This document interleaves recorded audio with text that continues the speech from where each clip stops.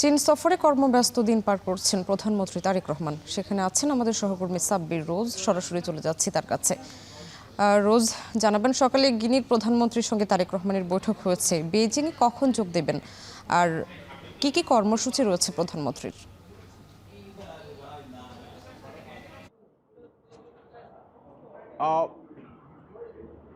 জি, প্রধানমন্ত্রী সকালে যে বৈঠকটিতে অংশ নিয়েছিলেন WEF এর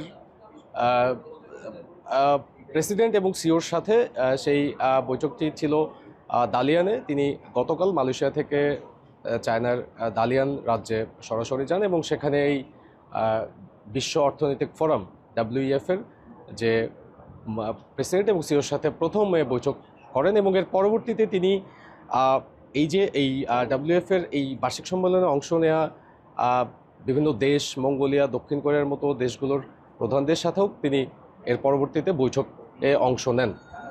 এবং মূলত এই প্রধানমন্ত্রী চীন সফরের কিন্তু রাজনৈতিক এবং অর্থনৈতিক একটি ব্যাপক গুরুত্ব রয়েছে, যেহেতু প্রধানমন্ত্রী হওয়ার পর তার প্রথম বিদেশ সফর এবং বিশেষত চীন।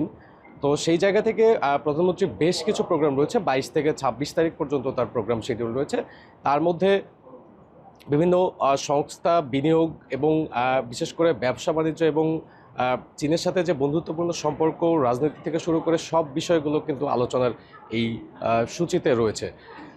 প্রধানমন্ত্রী কাল এই যে WEF এর যে বার্ষিক সভা, সেই বার্ষিক সভায় অংশ নেবেন এবং সেখানে অর্থনৈতিক নানা বিষয়ে গুরুত্ব আরোপের পাশাপাশি সেখানে ক্লাইমেট চেঞ্জেরও বিভিন্ন বিষয় রাখা হয়েছে। এর পাশাপাশি কালকে তিনি এই শেষ করে তিনি বিকালে বেইজিংয়ের উদ্দেশ্যে রওনা দেবেন এবং বেইজিংয়ে এসে তিনি 25 তারিখে শি জিনপিংয়ের সাথে কিন্তু তার বৈঠক রয়েছে এবং সেই বৈঠকটি অত্যন্ত গুরুত্বপূর্ণ বৈঠক এবং সেই বৈঠকে আসলে বাংলাদেশের জিওপলিটিক্যাল বা অত্র অঞ্চলের জিওপলিটিক্যাল যে বিষয়টি, সেই বিষয়টি থাকবে। পাশাপাশি ব্যবসা বাণিজ্যের প্রসার এর একটি বড় উদ্যোগ নেওয়া হয়েছে। আপনি জানেন যে বর্তমান সরকার আসার পরে নির্বাচনী ইস্তেহার অনুযায়ী নানা ধরনের পরিকল্পনা গ্রহণ করছে। তার মধ্যে ট্রিলিয়ন ডলারের অর্থনীতি থেকে শুরু করে বিশ্ববাজারে বাংলাদেশকে এগিয়ে নিতে যে ধরনের বিনিয়োগ বান্ধব বা মুক্তবাজার অর্থনীতির বিষয়টি কিন্তু তারেক রহমান বারবারই বলে আসছে। সেই জায়গা থেকে তিনি এইবারের চীন সফরটি কিন্তু মুক্তবাজার অর্থনীতি এবং সেই সাথে আমাদের দেশে কিছু মেগা প্রকল্প, যেমন তিস্তা ব্যারেজের মতো মেগা প্রকল্প সহ প্রায় 10টি সমঝোতা স্মারক কিন্তু সই হতে পারে এই প্রধানমন্ত্রীর এই সফর ঘিরে।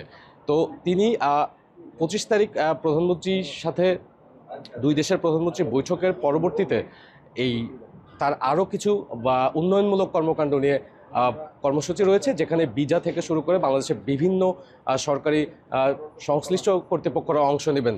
তো এখন মূলত প্রধানমন্ত্রী WEF এর এই সভাতে বিভিন্ন কর্মসূচির মধ্যে রয়েছেন। এর পরবর্তীতেই কিন্তু তার যে রাজনৈতিক কর্মসূচি, অর্থাৎ চীনের প্রধানমন্ত্রীর সাথে সেই বিষয়গুলো শুরু হবে। প্রধানমন্ত্রী তারেক রহমানের চীন সফরের বিস্তারিত জানাচ্ছিলেন সাব্বির রোজ।